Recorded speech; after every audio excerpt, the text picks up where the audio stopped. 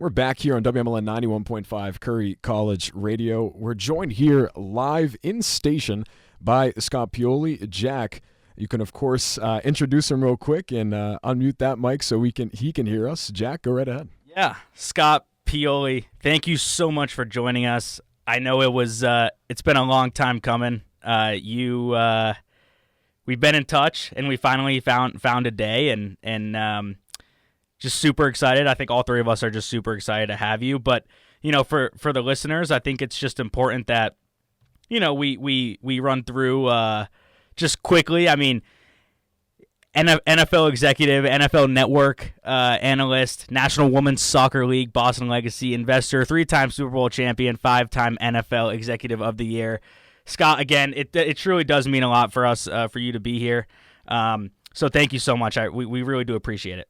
No, Jack, thanks for having me. Declan, appreciate it. Chuck, even though they allegedly can't see you, appreciate it. Yeah, Jack, we've been talking about this since last summer, for crying out loud. We're having a meal. We talked about it, and gosh, this took forever. I know, but I'm happy that we got to make it work, especially just a week after the NFL draft. I know I sent you some of our questions to just kind of run through them, but I think we're ready to go on our end. Yeah, and we're going to go off script, so that's okay. There were more topics than there were questions, and you're right. You're right. So, I think, Scott, first and foremost, I think for me, especially that I want to know and hear from no one other than you is prior to the draft, I actually had an opportunity to watch The Draft Starts in Mobile, that YouTube show that you sent me. And that's actually, Mobile is where the Senior Bowl takes place every year. It was amazing. But, maybe just tell the audience just a little bit about the entire series and kind of how it's gotten kind of up and coming. And just as quick background before I talk about the series, the Senior Bowl is really the premier college all-star game. I mean, there's the Senior Bowl, there's the East-West, there's been some of them that have come and gone, but the Senior Bowl, it is the all-star game that players want to be in, players that want to play that extra game. So, my first year going to Mobile was actually 1991. I wasn't even working in the NFL at that point in time, but then in 92, it's been every year since then. So that's a lot of years. And, with this show, or it's a 3-part docuseries. The guy who is the principal, a guy by the name of Paul Camerata, he and I had talked, and we had talked about doing this other film actually that we were talking about that involved the Senior Bowl, Mobile, and Africa Town, which is right there in Mobile, and it ended up turning into this other thing. Jim Nagy, who just left as the executive director, Jim and I worked together at the Patriots. We worked together at the Chiefs, and then his wife's from Mobile. Anyway, I put Paul and his work partner, or their business partner, PanCam Productions, together, and with Jim Nagy, and they talked about it, and they got involved, and they put this together. And I'll tell you, it's a very similar show to Hard Knocks, right? You saw it, Jack, and it's similar in the sense that the access that the cameras have, that the microphones have, it's not only on the field, it's in meetings. It's not just the player meetings, it's personal meetings. There's interviews there, and with a bunch of players that we're going to be seeing playing on Sundays. I can't say Sundays anymore, right? Because we play, it seems like every day of the week, but yeah, so it's really incredible insight. But to me, one of the coolest storylines within this is the story, Jack Bech's story. Jack Bech is the player from TCU, the wide receiver, was an early second-day draft pick, and tragically, his brother Tiger, who played football at Princeton, was killed in the New Year's Eve New Orleans, mess. I don't know how to fully describe it. It's truly a tragedy. And the cameras were there not only with Jack Bech during the week, but for the game, in the game, for the final touchdown, which he caught with 7 seconds left. And 7 was the number. There's this really cool story behind it. I'm not going to blow for people who want to see it, but then the cameras were there on the field. They had isolated shots of him pre-snap through the entire play, super slow-mo. You haven't seen that part yet because it hasn't been released, but it's just a really cool project. And again, I love football, right? I truly love the game, and I love the stories and the people. And to me, that's what this is. And it's really feel good, right? It's not controversial in any way. It's just feel good football stuff, Jack. What I've watched in that episode that you sent me was, I mean, the inside scoop of things is second to none. I mean, it's amazing to see how the scouts scout and kind of the different,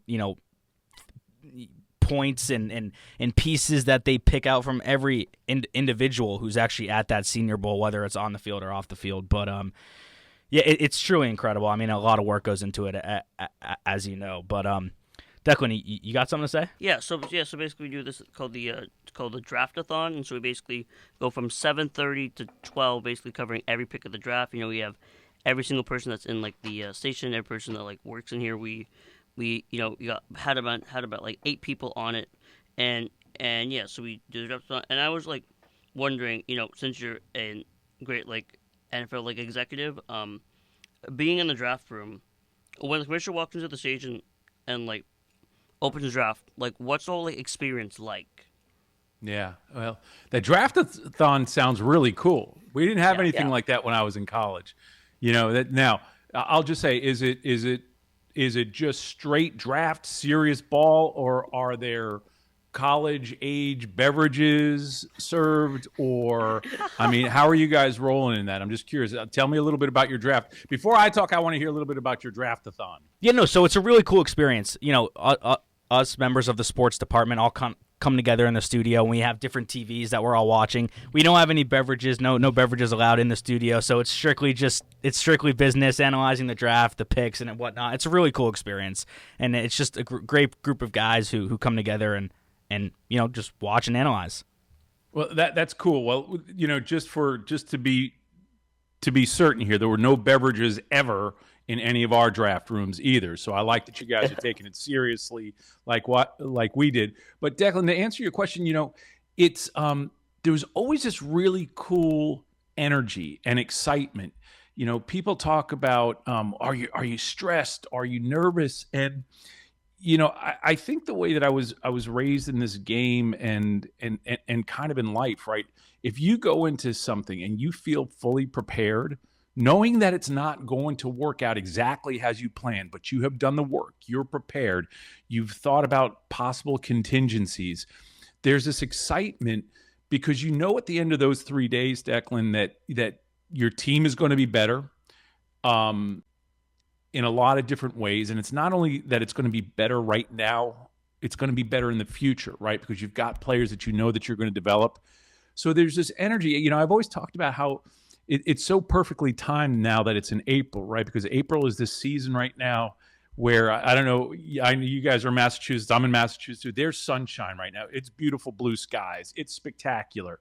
And, spring is this kind of season of rebirth. And I love the fact that free agency and the draft coincides with that. There's kind of this cool feeling. So we went into the draft. There was always this, I don't know, this excitement and feeling of positive energy and hopefulness. So whether, nerves, I mean, I don't know if anxious or nerves, there was maybe a little bit of that, but there was the overriding feeling of excitement and hopefulness.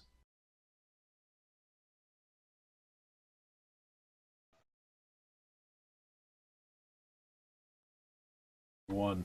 And it was on NFL Network, NFL.com actually, and you talked about stumbling upon Zeus, and you talked about how HBCUs, I mean, they don't really typically get a lot of coverage like SEC schools get, and I wanted to ask you, why was that so important for you as a second-year scout to get out there and work out those prospects at that HBCU?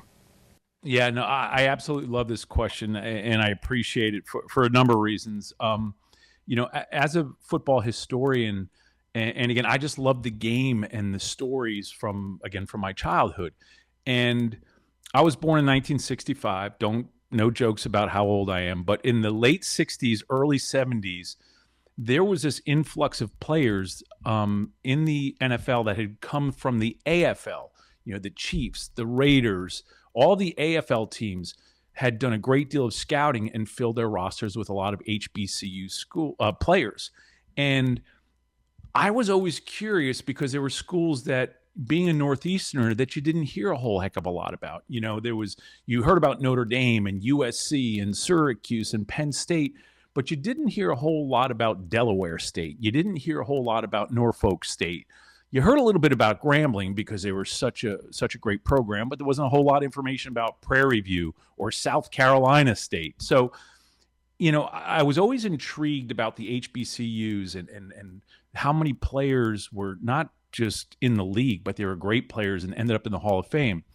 And, Chuck, as I got started in my first job with the Cleveland Browns as an entry-level scout, most of my work was in office, and it was doing a lot of tasks that were thankless. You didn't do a lot of evaluating, and if you evaluated, your opinion was treated as it probably deserved to be, which was we were inexperienced and we gathered information, and the information we gathered was more important than our actual evaluation.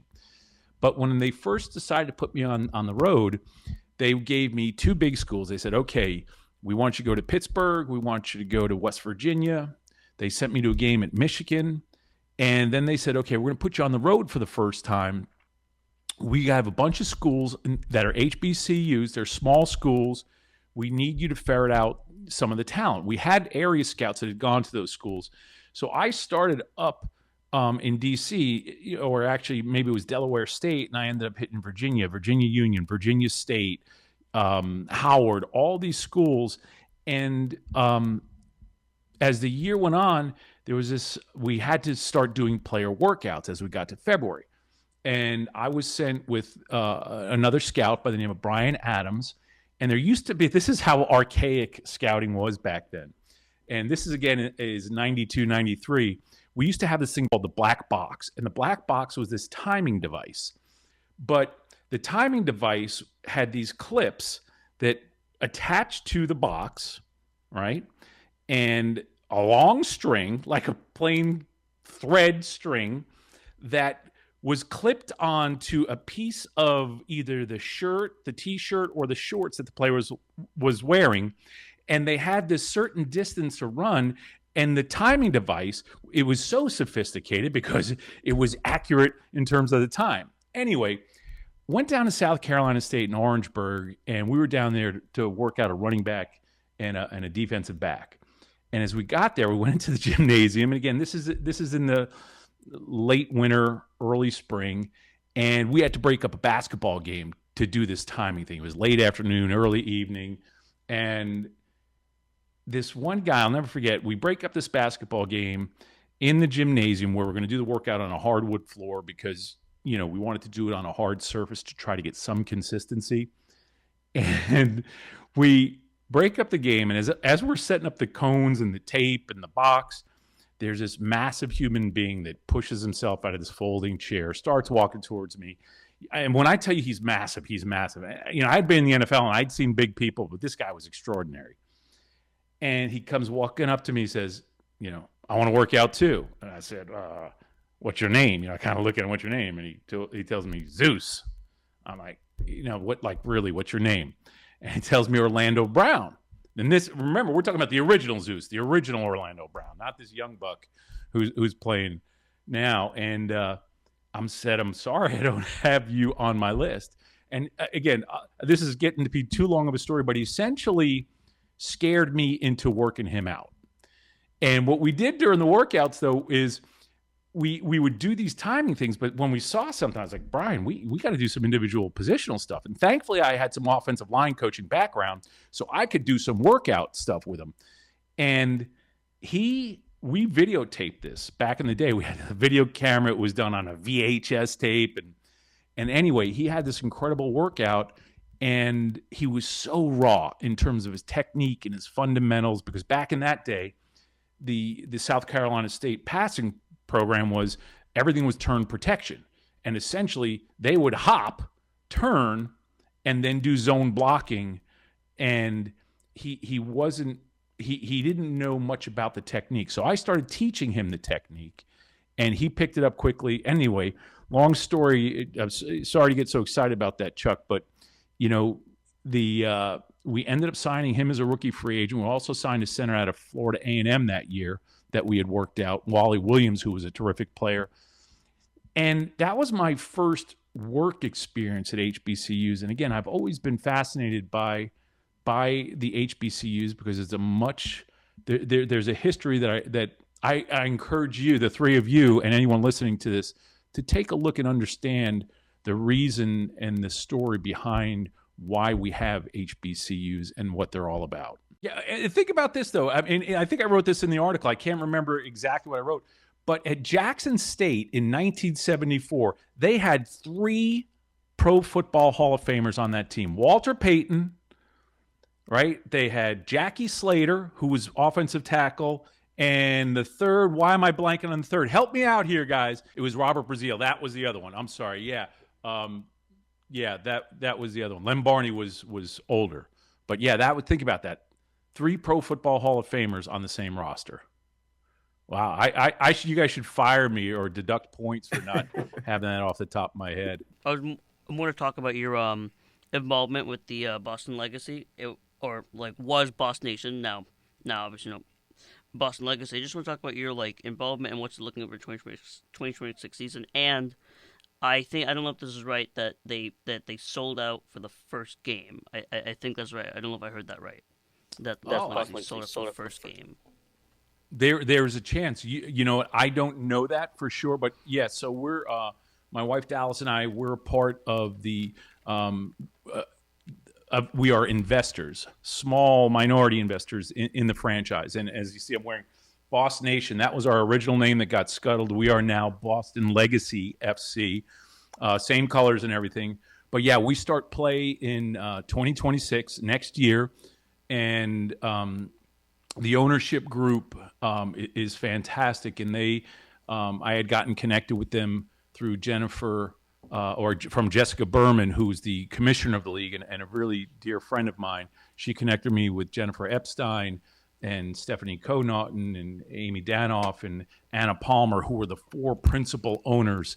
And, it's been a lot. I'm so excited about this to be a part of this group. And again, they are the owners. They're the ones that run it. We are simply, little fish in this big pond in terms of investors, but we're so excited to be a part of it. I mean, we love this city, right? Even though I'm a New Yorker, native New Yorker, there's so much that happened here during that decade with the Patriots, and I'm so connected to the city. My 3 roommates were from the Boston area, from Everett, Massachusetts, and we live full time on Nantucket now. Massachusetts is our home, and Jack, our daughter Mia goes to Boston College. She's graduating in 3 weeks from this past Monday. So we are Massachusetts Boston people. So to be a part of this is something we're really, really excited about. Yeah. I'm also gonna be very excited to go. How they're building it right in a Franklin Park. How I'm blanking on the stadium's name, but I've been there. Stadium right there in Jamaica Plain. Yeah. And I've been there so many times before. It's always a fun kind of place, and it's also really cool to see they're going to renovate the stadium. They're in the middle of renovation. I know that right now it'll be ready by then. But yeah, I'm going to try to go to a good amount of games. I'm a big soccer fan. I go to a lot of Revs games too. So I love it. Yeah. So I also was the Premier League, but I go to a bunch of Revs games, watching the Revs week after week. It's been a little bit of struggle with the Revs if you pay attention, but they've been on a better kind of skid right now. Kind of. But yeah, I'm very, very excited to go to the questions. I'm very excited to go to the games next year. Yeah, I follow MLS a little bit, because when I was with the Patriots, obviously the Kraft family owned the Revolution. Then at the Chiefs, the Hunt family at the time owned 2 teams, one in Dallas and one in Columbus. And then they're down to 1. I think it's Dallas FC is the one team that they have. And then when I went to the Falcons, Arthur Blank, the owner of the Falcons, had Atlanta United, and who actually won a championship while we were down there. But I got to tell you, I respect soccer, love soccer, but we as a family and myself, we actually like women's soccer much more than men's soccer for whatever reason. Matter of fact, back in, I think it was 2019 when the World Cup was in France, we had a chance to see that game in Paris when the U.S. beat France in Paris, and my wife, daughter, and I were at the game. It was fantastic.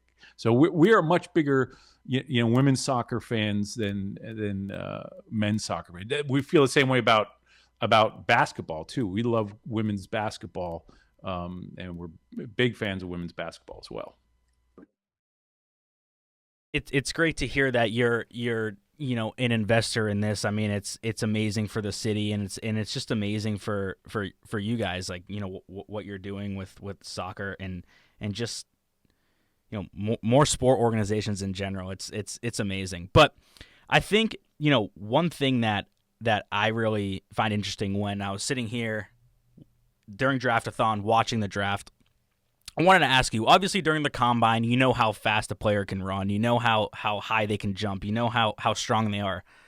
But what are some of the things that people don't see at the combine that scouts are actually looking at from these prospects? Are they great to their family? Are they fine off the field? Like how do you narrow down that type of thing and say this is the guy for us?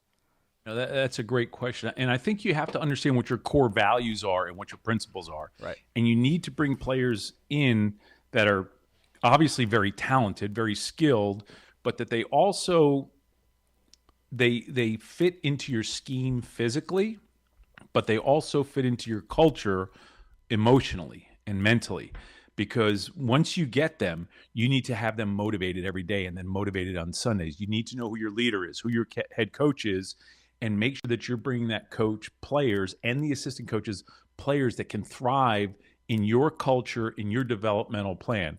And, in terms of, you're right, we get all the data. We get the height, weight, speed, the 3-cone shuttle, the vertical jump, the bench press. You get all that stuff. But, I have always been a big believer, and this is part of not only my scouting background, but my coaching background.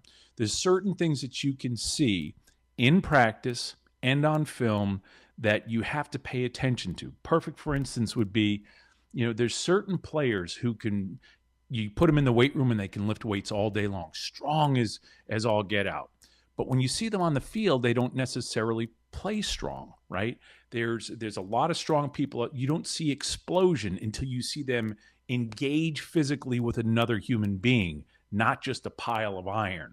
And, I always go back to also there's speed, which is time speed, and then there's playing speed. And one of the examples, I remember there was a safety who was really good, and he'll remain nameless, but was a legit 4-3 guy, right?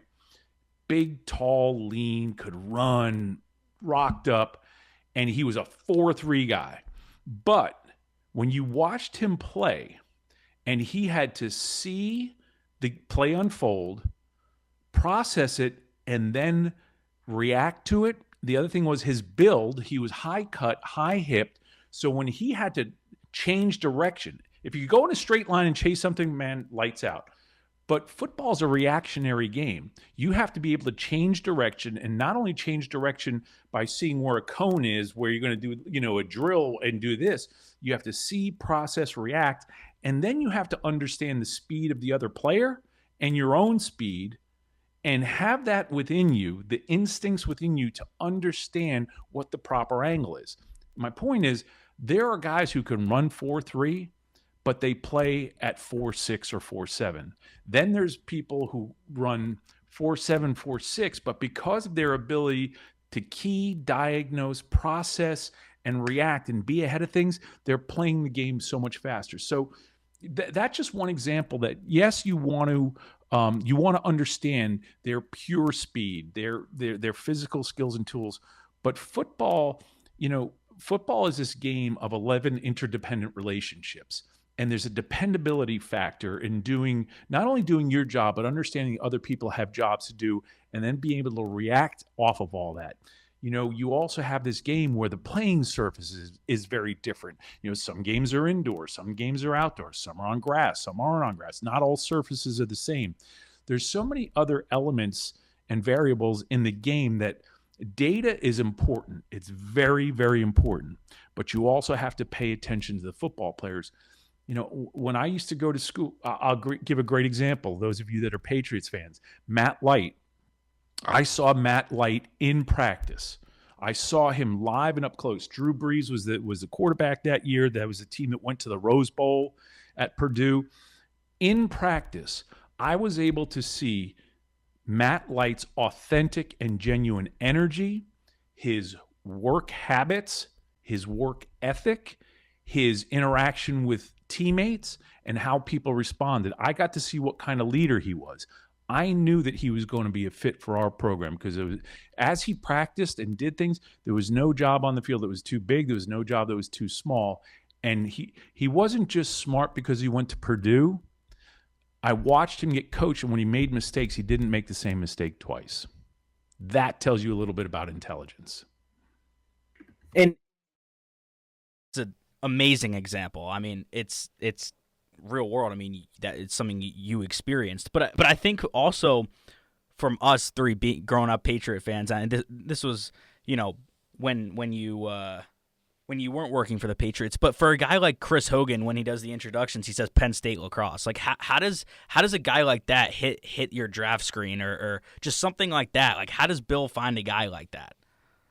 I think that was. I wasn't there, so Right. I can't explain how that happened. We had other players, from other sports that did it. The better example I could give is Stephen Neal, right, who was a starting offensive guard. Again, forgive me, but I can't speak about Hogan because I wasn't there. But Stephen Neal was a not only national championship wrestler, but he was a world champion wrestler. He hadn't played football since I think the 9th grade in high school, went to Cal Bakersfield, was an NCAA champion. He beat Brock Lesnar in the championship match, and it's on YouTube. You Google that and go find that match. It's outrageous. But I knew his agent, and we knew his agent, and he brought up this, what if situation. Here's this guy, he had done everything in wrestling, and we wanted to try him out. We brought him in, we tried him out, and I'll say this: during our time at the Patriots, part of what we had there was this developmental program where if we again brought in the right players, this guy was tougher than tough, outrageously tough. He was smart. He knew what he knew. He knew what he didn't know. We had a developmental program and staff. And I go back to Dante Scarnecchia, who was our offensive line coach, who did an amazing job of developing a lot of football players. But he took this world champion wrestler and developed him into a football player. And again, it was just one of these things. Sometimes you never know where you're going to get an opportunity to find a prospect. And again, this isn't just football. You never know where you're going to get an opportunity to find any of the talent that you get throughout your organization. It's organizational. It's every company in business. You have to be willing to think diversely and to consider things outside of what is the norm. Now, not try to get too cute with it, because for every success, there's probably going to be about 10 misses. And in the case of Steve Neal, he came in. Again, he was everything that we needed, and he learned, and he started he won 3 Super Bowl rings with us, and hadn't played a snap since I think like the 9th or 10th grade in high school. Ernie's a great guy. So Ernie and I met years and years and years ago, and then when we were together in Cleveland, we found out we had the same birthday. Now his was many years before mine, right? I mean, he, as I like to tell him, he's much older than me, but we have the same birthday. And Ernie's a wonderful guy, and he's a dear friend. His memory and recall of certain things it's absolutely remarkable. And he was a very even though people have gotten to know a little bit of Ernie, they don't know the full thing about Ernie and how good he was at, but Ernie had a job. And Ernie did his job better than anybody I know. I had a job. I had to do my job. And we were all, I don't like the word siloed, but we were kind of all siloed off, but we all had these doors that connected at the bottom of the silo. And, one of the things that Ernie did a great job was, he did the quarterback tapes. And when I say the quarterback tapes, I'm talking about he would look and evaluate. He was such an important part of helping Tom Brady develop because he understood a lot of things. And Ernie would take information and share it with Charlie Weiss, with Dick Rabine, of course, with Bill, and help develop. But Ernie and I still to this day have a very unique and wonderful relationship. I think the world of him. And, I'll never forget this too. When we first got there in 2000, Ernie and I cannot begin to tell you how many hours Ernie and I spent together sitting, rewriting, but writing a brand new scouting manual that had our new ideas that were taken from old ideas, right? Nothing. We didn't create anything new. We enhanced it, we felt, into what was a new NFL. There were these grading scales, for instance, that if you were a backup guard, or let me do this better. If you were a backup corner, you would be given a grade as a backup corner. However, in the new NFL, third corners, even though they were backups, were really getting play time that was close to what starting corners were. So the value grade that you had to give a third corner was different. So Ernie and I spent all this time, and I literally typed it myself on a Mac with a little help from Nancy Meyer, who did some of the typing. But Ernie and I, we didn't have a vacation that summer, from the time, and we spent hours together just going through and cutting it up and chopping it up, but also doing a lot of work and talking about ball. And I can't say enough about Ernie, Chuck, because, again, he's such a dear friend, someone I have so much respect for. So, Scott, I think to descend into the conclusion of this interview, I think one thing that all three of us really are just fascinated about, and really the whole region of New England, quite frankly, but pick 199, Mr. Irrelevant. What Tom Brady? I mean, what'd you see? I mean, I know you saw a lot in him, and I know it was a group effort. I know, but how did this come about? How did Tom Brady come about? And I want to be clear, we weren't that much smarter than other people, right? There were 198 chances, and we had a bunch of chances before it. Even in that round, right? He wasn't the first pick that we took in that round. So I think it's important to understand the valuable lesson I think that was in that pick was the collaboration that existed in that pick being made is similar to so many other picks that have been made, and some don't work out. And part of it was, we saw this guy who played at a major college, and every time he played, or most every time he played, they won. Even though he wasn't a full-time starter, because Drew Henson was there, the golden child, the savior of the Michigan program, Tommy won the Orange Bowl. He was the Orange Bowl MVP that year. And here's the thing, I just mentioned a little bit earlier, what was so important about that whole thing was making sure that you have the right people and you bring in the right, I'm not crazy about the word character because that can be misinterpreted, but bringing in people with the, with the right makeup that understand and can thrive in the culture that you create. And our culture was complicated, right? We were, some people felt overly demanding. There were all of us, everyone, there were a number of leaders within the organization, and when I say that, I'm talking about coordinators, myself, and we all have our own idiosyncrasies. So in order for people to thrive, Tommy was this. He was one of the hardest workers we knew when he got there, and he fit in. I've gone back and I've looked at some of the scouting reports from other people.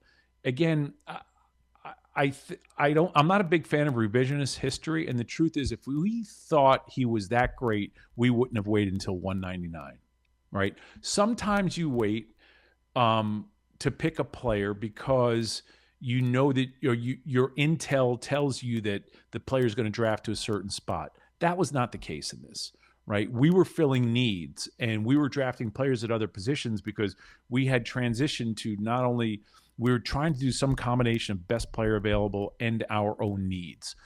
And, you know, when the opportunity came, here's what I do know. We had been thorough. There'd been a bunch of scouts that looked at him. Everyone was positive, but we didn't know how much he was going to develop. We thought we knew his work habits or his work ethic. And until you live with someone, you don't know that for sure. You know, I remember Andre Tippett had a solid grade on him. But again, that grade that wasn't a first, second, or third round grade that anybody had. So things fell the right way. And to me, I go back again to the lesson that was in that is it's about talent identification. It's about talent evaluation. It's about the acquisition. And then most importantly, it's about the development. Because there's been a lot of really good, talented folks that have the right makeup and have the right character. They end up in a bad circumstance, a bad situation, a bad football team, a complicated organization, and they never develop to what their potential is. And it's not always their fault. On the flip side, you know, we could have brought in somebody else, but if he wasn't the right person, they wouldn't have developed. So really, this was a perfect marriage and a confluence of all of those things, I really think, guys.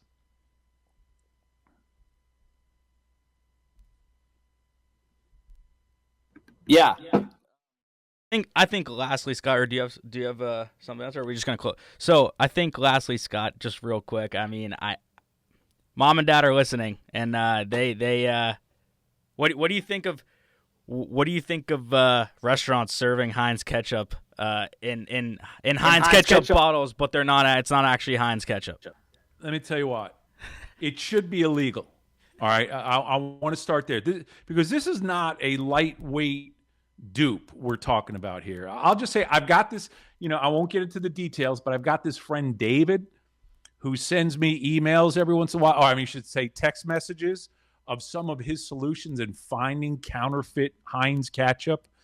I mean, you know it immediately. You know, it's I know we're kind of laughing, but this is not a funny thing. You're either a Heinz person or not. Growing up, there was two choices: Heinz or Hunt's. Hunt's was trash. Okay, Heinz is a real deal. It still is, and you can tell by the color sometimes. And, you know, hey, listen, I worked in restaurants back in the day, and I don't know if you guys have ever worked, and they get the cheap stuff, and then they pour it into the Heinz bottles. They ain't fooling me. They ain't fooling me, Jack. I really, it's something I'm very passionate about. Again, I know my friend David is very passionate about it as well. And it should be illegal. It should be a finable offense, is what I say. It's always a pleasure talking to you and you know, asking you a variety of different questions. Again, we really do appreciate your time on the show, and it's been a long time coming, but we're glad we got to have you on the show today. Thank you so much. It really does mean a lot to us. No, thank you. I appreciate the invite, and we'll talk more stories off the record down at the Sandbar this summer on Nantucket, and then I can give you the real stories. Sounds great. We'll be in touch, Scott. I'm sure we'll make that happen this summer. All right. Thanks, guys. I appreciate you. Thank you very much. Thank you.